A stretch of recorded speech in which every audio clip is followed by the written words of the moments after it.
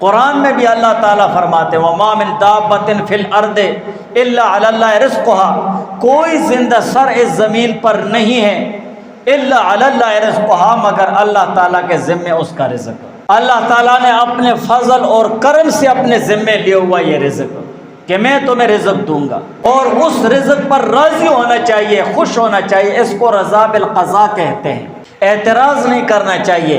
اس لیے احادیث میں ہیں، عبداللہ ابن عمر رضی اللہ تعالیٰ عنہ سے روایت ہے کہ حضور علیہ السلام نے فرمایا کہ اللہ تعالیٰ نے آسمانوں اور زمین کو پیدا کرنے سے 50,000 برس پہلے مخلوقات کی تقدیریں لکھ دی ہیں، اور راوی فرماتے ہیں وَكَانَ عَرْشُ عَلَى الْمَاءِ، اور فرمایا اس وقت اللہ تعالیٰ کا عرش پانی پر تھا۔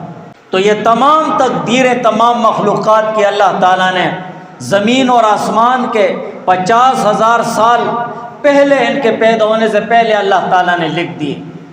سب کچھ معین ہو گیا ہے، اور لکھ دینے کا مطلب اور مقصد یہ ہے کہ تمام مخلوقات کی تقدیریں معین ہیں، اور جو کچھ ہونا ہے اس کو اللہ تعالیٰ نے مقرر فرمایا ہے۔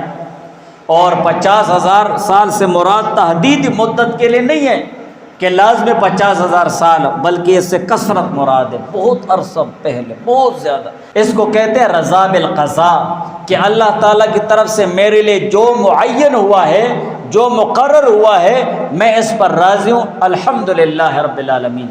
وقت سے پہلے نہیں، قسمت سے زیادہ نہیں۔